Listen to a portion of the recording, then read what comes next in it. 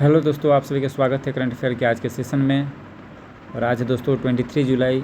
दोस्तों, मेरा तबीयत कुछ दिनों से ठीक नहीं चल रहा है, इसलिए करंट अफेयर का जो वीडियो है कंटिन्यू नहीं हो पा रहा है।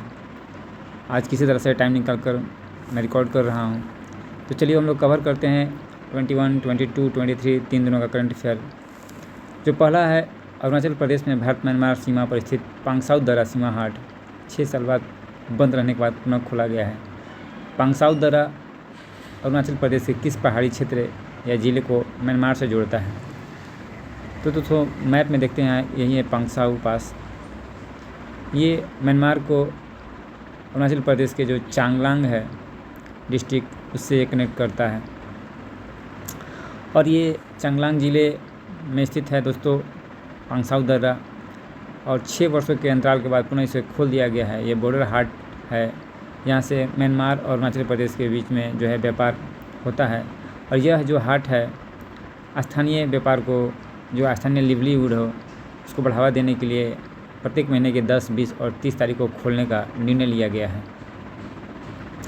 इस तरह से दोनों देशों के बीच में जो द्विपक्षीय संबंध है वो सुधरेंगे, भारत और म्यांमार के बीच में। और जो अरुणाचल और म्यांमार के बीच में व्यापार होता है उसको भी बढ़ावा मिलेगा। इसका दोस्तों ये पांगसाउ दर्रा है पटकाई पहाड़ियों यानी पटकाई हिल्स में स्थित एक दर्रा है। यह प्रसिद्ध स्टीलवेल रोड पर स्थित है। नेक्स्ट है 98वें अंतर्राष्ट्रीय रसायन विज्ञान ओलंपियाड में भारतीय टीम ने कितने स्वर्ण पदक जीतकर शानदार प्रदर्शन किया है? तो भारत के द्वारा दोस्तों 4 पदक जीता गया है। जो 58वें अंतर्राष्ट्रीय रसायन विज्ञान ओलंपियाड हुआ उसमें भारत ने 4 गोल्ड मेडल जीता है। 37वें में दोस्तों लिथुआनिया में अंतर्राष्ट्रीय युवा ओलंपियाड हुआ था और इसमें भारतीय टीम के 4 सदस्यों ने पदक हासिल किए हैं। अगला है, हाल ही में असम में भीषण बाढ़ की स्थिति के दौरान प्रभावित इलाकों में बचाव राहत कार्य चलाने के लिए सेना द्वारा कौन सा अभियान शुरू किया गया था? सेना ने शुरू किया है ऑपरेशन जल राहत। असम में जो बाढ़ की स्थिति बनी हुई है उसमें बचाव और राहत कार्य करने के लिए सेना के द्वारा ये शुरू किया गया है ऑपरेशन जल राहत। NDRF दोस्तों, जो नेशनल डिजास्टर रिलीफ फोर्स है, वो आपदा प्रबंधन अधिनियम 2005 के तहत इसका गठन किया गया था। अगला है, राष्ट्रपति की मोल्दोवा यात्रा। हाल ही में राष्ट्रपति द्रौपदी मुर्मू ने अपने 3 देशों के दौरे पर प्रथम चरण में मोल्दोवा गणराज्य की आधिकारिक यात्रा की। इसकी राजधानी क्या है?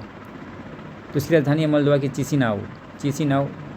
राष्ट्रपति द्रौपदी मुर्मू के 3 देशों की यात्रा पे हैं। इसमें सबसे पहले मोल्दोवा गणराज्य, इसके बाद उत्तरी मैसेडोनिया और लास्ट में कोई कंट्री है दोस्तों, याद नहीं आ रहा है। ये 3 देशों की यात्रा पे हैं।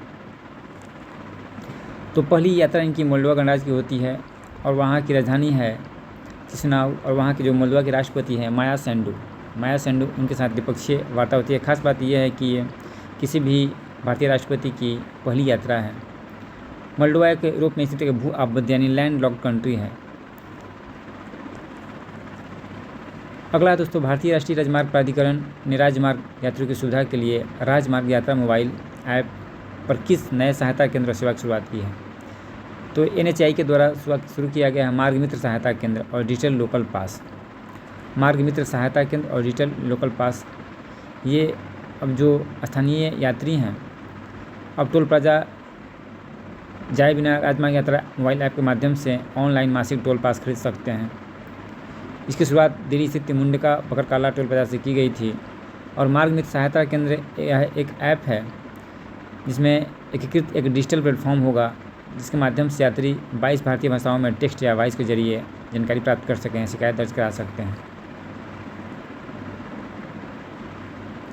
NHAI, ये भारतीय राष्ट्रीय राजमार्ग प्राधिकरण का गठन NHAI अधिनियम 1988 के तहत किया गया। यह एक स्टैट्यूटरी बॉडी है और यह सड़क परिवहन और राजमार्ग मंत्रालय के अंतर्गत काम करता है। अगला है, संयुक्त राष्ट्र की हालिया रिपोर्ट के अनुसार भूख से प्रभावित सबसे अधिक जनसंख्या वाला महाद्वीप कौन सा बन गया है? सबसे अधिक जनसंख्या वाला महाद्वीप बन गया है अफ्रीका। पहले एशिया था, लेकिन जो UN की हालिया रिपोर्ट आई है उसमें यह बताया गया है कि अफ्रीका जो महाद्वीप है सर्वाधिक भूख से पीड़ित है। और रिपोर्ट के अनुसार जो भूख का सेंटर है वो एशिया से अफ्रीका की ओर ट्रांसफ़र हो गया है। वहाँ पे कुपोषण की स्थिति भी, माल न्यूट्रिशन की कैपेसिटी, अंडर न्यूट्रिशन की स्थिति भी बहुत भयंकर जताई गई है। SDG 2 जो जीरो हंगर से संबंधित है, वर्ष 2030 तक उसका लक्ष्य है कि भूख को समाप्त करें, यानी भूखमरी को समाप्त करने का लक्ष्य रखा गया है सस्टेनेबल डेवलपमेंट गोल 2 के तहत। भारत के द्वारा दोस्तों राष्ट्रीय खाद्य सुरक्षा अधिनियम, प्रधानमंत्री गरीब कल्याण अन्न योजना और पोषण अभियान ये प्रमुख कार्यक्रम भूखमरी को समाप्त करने के लिए चलाए जाते हैं। FAO की स्थापना 1945 में की गई थी। इसके मुख्यालय जो है इटली, रोम। अगला है 15 वर्ष से कम आयु के बच्चों के लिए सोशल मीडिया पर प्रतिबंध लगाने वाला यूरोप का पहला देश कौन सा बनने जा रहा है? तो ये फ्रांस ने जो 15 वर्ष से कम आयु के बच्चे हैं उनको सोशल मीडिया के उपयोग करने पर प्रतिबंध लगा दिया गया है।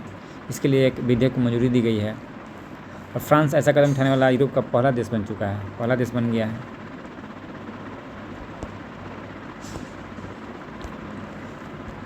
अगला है हाल ही में किस राज्य की विधानसभा ने समान नागरिक संहिता विधेयक पारित किया है? तो ये मध्य प्रदेश के द्वारा पारित किया गया है। UCC जो आर्टिकल 44 में है, समान नागरिक संहिता। तो इसके लिए एक MP के द्वारा, मतलब मध्य प्रदेश के द्वारा विधेयक पारित किया गया है। और दोस्तों इसमें कहा गया है कि जो भी लिव इन रिलेशनशिप में लोग रह रहे हैं उनको अनिवार्य उनका पंजीकरण करवाना ज़रूरी है।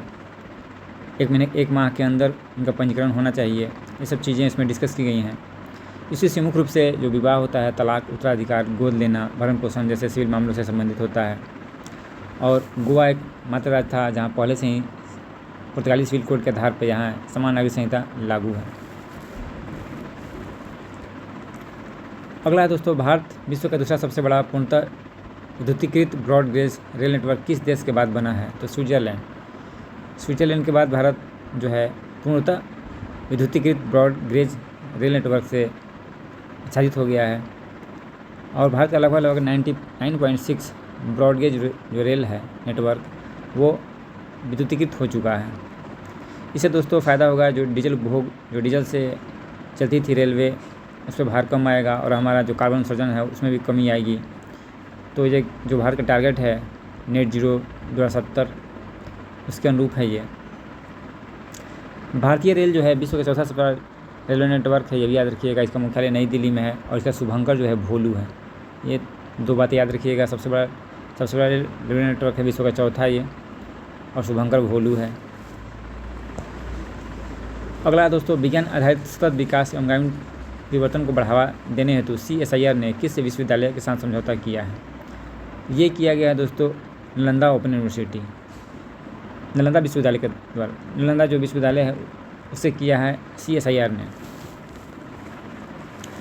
CSIR नालंदा विश्वविद्यालय के द्वारा जो विज्ञान आधारित सतत विकास को बढ़ावा देने हेतु MOU साइन किया गया है। इसमें मुख्य रूप से टेक्नोलॉजी ट्रांसफ़र, रिसर्च और ग्रामीण परिवर्तन को बढ़ावा देने के लिए ये सब चीज़ें करने के लिए MOU साइन किया गया है।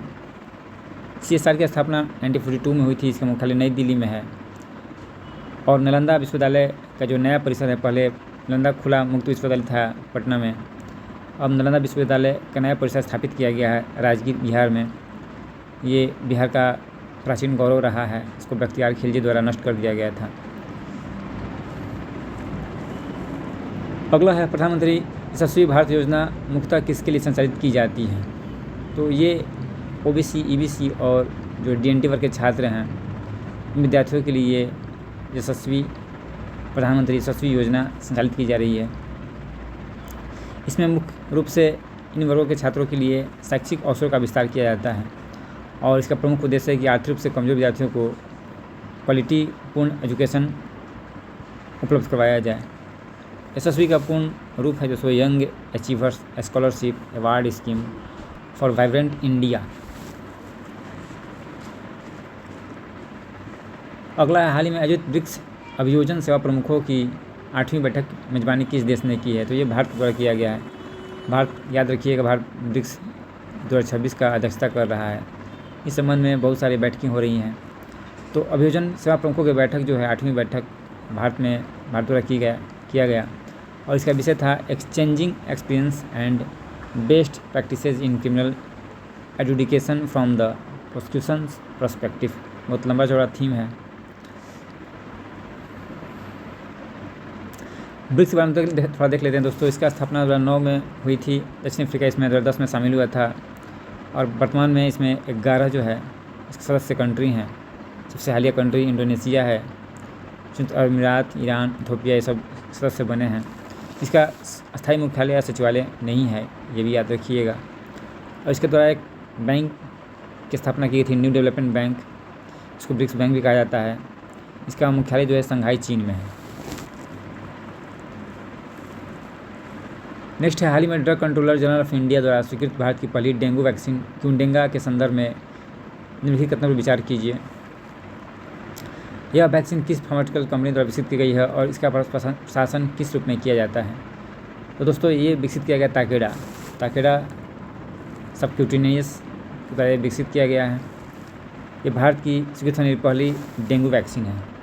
भारत में स्वीकृत होने वाली पहली ये डेंगू वैक्सीन है क्यूडेंगा। इसे drug control of general of India DCGI ने मंजूरी प्रदान कर दिया है।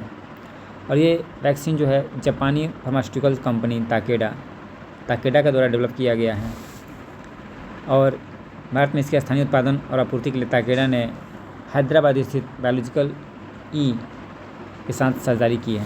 तो याद रखिएगा, भारत का पहला ये स्वीकृत होने वाली पहली डेंगू वैक्सीन है क्यूडेंगा।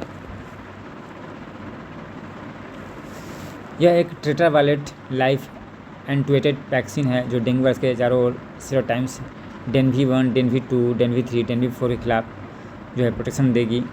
और यह वैक्सीन 4 से 60 वर्ष की आयु के सीमा के व्यक्तियों के लिए स्वीकृत है। इसे 3 महीने के अंतराल पर 2 खुराक में दिया जाता है।